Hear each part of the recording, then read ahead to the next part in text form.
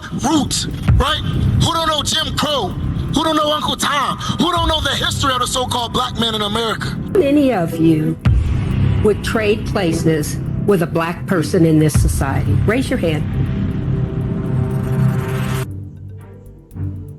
I don't know the answer to that. They don't want to be you. That's why nobody will trade places with you. Bring it up. Be a nigga. What? No.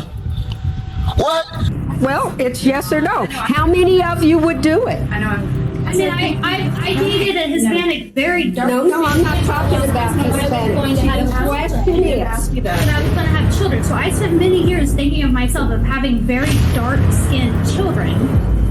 But I'll take your staff though. I'll sleep with your women. I'll do that. I'll have you work for me so you can invent and help me get to space. I'll do that. I'll take your invention so I can drink some liquor. I'll do that. But be you? No.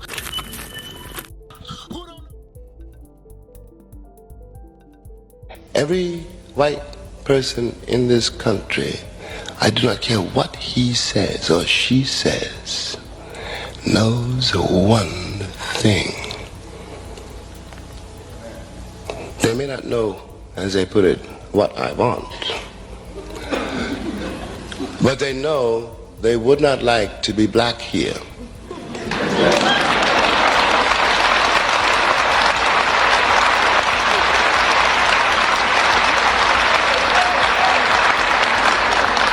If they know that, they know everything they need to know.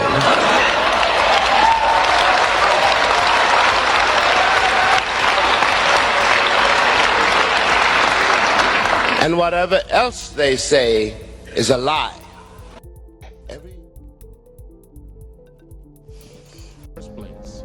Why do you think the immigration issue persists today in America? Who do you believe is replacing you in your housing communities, access to bank loans, civil rights, and higher job positions? This situation is nothing new, people.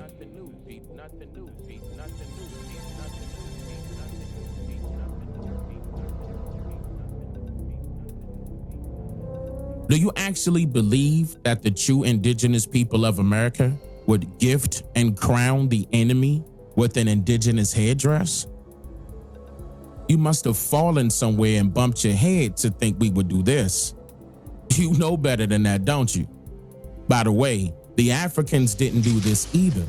They made that bow and kiss their feet. Remember?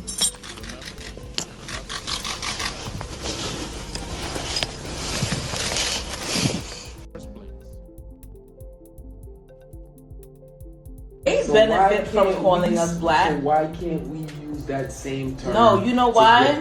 Because legally, right? Yeah. Legally, by law, the Negro Act of 1740, literally it says that blacks, Indians, African Americans, and Africans, those are all terms for slave chattel. If you identify as black, African American, African, or Indian, or Negro, you're property. And you are property of the United States Corporation.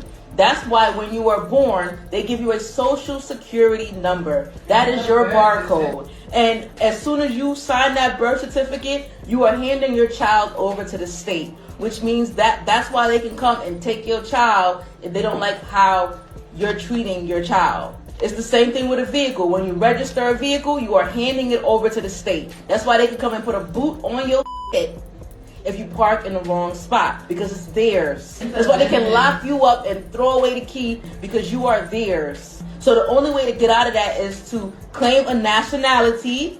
Our last label, our last term that actually holds weight is Moors. In 1492, when they took our shit and we lost that war and we lost everything, we were identified as Moors. Look up the Peace and Friendship Treaty. That's all I'll say.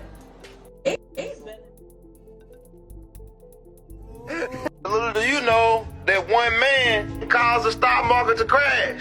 One more man, right? One dark-skinned being named Nobel Drew Ali caused the stock market to crash. You say, how did he do it? See, a certain amount of time went by. In 1928, there was a conference held in Havana, Cuba, which was attended by all the world officials. and all the beings on the Western Hemisphere, right? The indigenous people who were indigenous to the land, right?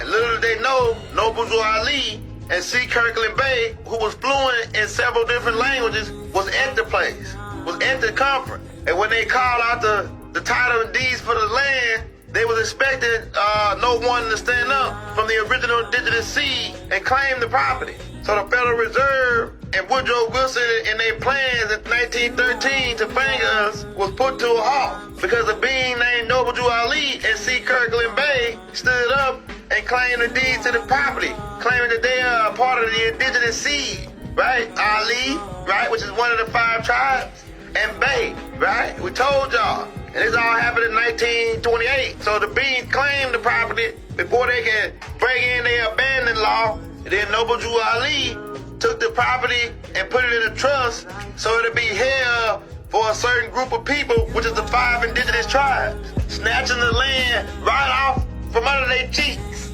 How much land did he get? All of Canada, all the way down from Canada, all the way down to the Chile, South America, all the way back over pretty much the whole European empire. All the land that the Europeans have snatched and the Queen had taken, the Turks have snatched, he snatched it right back from, right? So you boys rich. You boys got your own money. Them boys got their own money.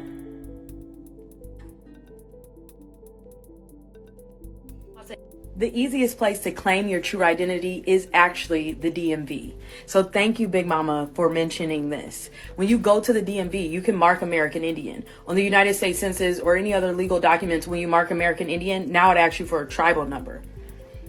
The DMV does not ask you for that. So you can mark American Indian, and if somebody asks you for a tribal number, you tell them 14th Amendment. So an American Indian, by definition, is somebody who identifies with the original peoples of America. Your 14th Amendment, your birthright to this land, identifies you as the original peoples of America. So when you mark American Indian or they ask for a number, just put birthright. And if y'all don't got the balls to go against them people like that, which I totally understand, I'm just telling you, the DMV is the first and easiest place to correct your identity because they don't ask you for a tribal number. You can mark American Indian and they won't ask you any question. On any other legal document, if you need a tribal number, put my number down, 997. And if they got a problem, they could call me. Tell them I said.